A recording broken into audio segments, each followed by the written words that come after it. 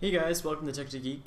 Today I'll be going over the Tree Puncher server hosting service for Minecraft and a bit of how the setup works, and specifically the really cool interface that Kerplunk Gaming uses with their Tree Puncher hosting services. So I've used quite a few different hosting options for Minecraft. At first I was using HP Cloud, because I was a part of their beta program, so I had basically a straight up Linux server running, all in the terminal, all with PuTTY. Eventually, their server program came to a close, so it was coming to a close now, so I switched over to Amazon, did that for a while, and then me and my friends we wanted a really a much more affordable and serviceable option, so that all of our members and admins could go in and change things whenever we wanted to. So we did a bit of research and found this service called Tree Puncher by Kerplunk Gaming, and it's a really great service. So first I'm going to go over sort of how the pricing works. So really, you start off with this base price. So say you want 10 players for $10 a month. You can change when you want that payment to actually recur, and then based on how many players up here you have, you can actually you're charged again for either 50 cents a player for Bucket, $1 a player for Tekit, and they also had this HackMine server option. And really, the Tekit option to be already configured is a great option, because really installing any type of BuildCraft plugin to Bucket is pretty difficult. So that's how this works, and you just get a username. So I'll say test. And you can pick your state. They have quite a few locations to pick from, specifically in the United States. They do have locations in the United Kingdom and Canada. And actually in Australia as well. Didn't see that before. And the ports they give you always work fine, or if you're really OCD about it, you can get port 25565 if you really want to pay $2 more a month for it. When you hit order now, it prices it all up, and as you can see, it's added that initial price first for the server, and also with the player cost. So that's how the pricing works. That's a bit of an overview with Tree Puncher. And one of the biggest advantages to using Tree Puncher as opposed to other specific Minecraft hosting sites is that they use dedicated server hardware, so actual Xenon rack servers and that whole setup there, as opposed to their own setup, hexacore systems. There are a lot of companies who will go out and just as they need, or on an as-need basis, purchase hardware to serve their customers, and usually that internet is very unreliable. So this is full bandwidth, full-fledged enterprise servers running everything. And now I'm going to go over their really awesome admin control panel. Alright guys, so I'm going to put my login in here. You do create an account and get all that set up. So now we're going into the control panel. As you can see, this is the home page. This is the dashboard area. So you have whatever servers you have here. So I just have one Minecraft server. And by the way, guys, don't bother trying to log in here. There's a whitelist, so try to hack and do whatever you want to do to screw with my server. Nothing will work. Alright, so there's you can manage games. So I only have one game, but if you had multiple games, such as like Nuclear Dawn or whatever other servers you can get, you can manage all those from here.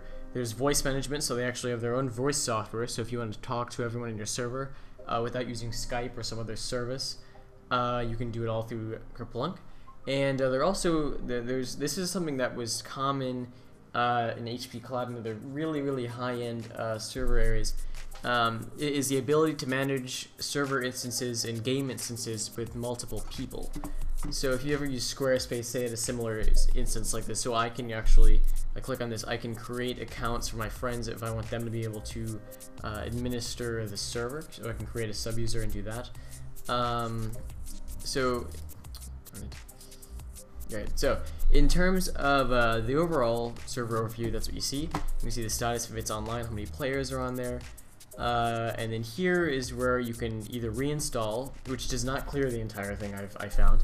You can manage add-ons, status tracker, that's just opens up a little window that you can track everything from, edit configs, edit game. Just so you don't really change things to the files. It's very simply set up. So if I go to edit configs, it'll load up. It is a little slow, but it still works great. The latency isn't all too bad at all. So you can see here server properties. So if I wanted to edit that, you just hit this little pencil here. manage add-ons. This should bring up all of my plugins. And or you can update. So the nightmare of updating on an SSH-based server is no longer there. No need for multiple SVN clients or anything of that matter. So I'm going to go back to the dashboard here. And usually when the site is under load, it's a bit sluggish, but really everything's been really bulletproof for me and my friends when using it. So you can activate voice from here. Managing files is great. The upload speed is perfect. So if I go to my area here, click on this folder, and it's loading. Alright, so here it is. I can go into plugins. I can upload, download anything I want to. These are the plugins I have right now. It's pretty new. I had quite a few. So that's that, and you can back just by going forward and back in your browser, you can actually quite easily navigate this. So I'm going to go back to the dashboard, and as I said, there's an FTP server, everything included here. So now I'm going to go to MineCraft, so I can actually show you guys the server. And I do use the TekdGeek launcher. The default launcher is kind of disappointing. So here we go. This server is actually themed to be in Soviet Russia. So as you can see, if I go up to our main hammer and sickle emblem, since we're the Bolshevik faction, since you do actually have faction mods enabled. So yeah, that's what we have set up for now. We don't really have too much built on here. This is the main area, but as you can see, there's really no lag at all. I mean, and I do have the no lag plugin on, and the only reason this void is over here is because I just logged in. No one else was really logged in, and that's another thing the server does great in conjunction with no lag. And there you can see Bolshevik, the ruling Soviets. It works really well with plugins. Everything's pretty much bulletproof. There have been times where I've logged in pretty late at night, and there have been lag issues with that. That's really only when the Kerplunk admins are updating the server itself. But it's a bulletproof server for dedicated hosting. One of the best services I've ever used. And I hope you guys have enjoyed this video. So thanks for watching TekdGeek. Please rate, comment, and subscribe so I can bring you more great reviews like this.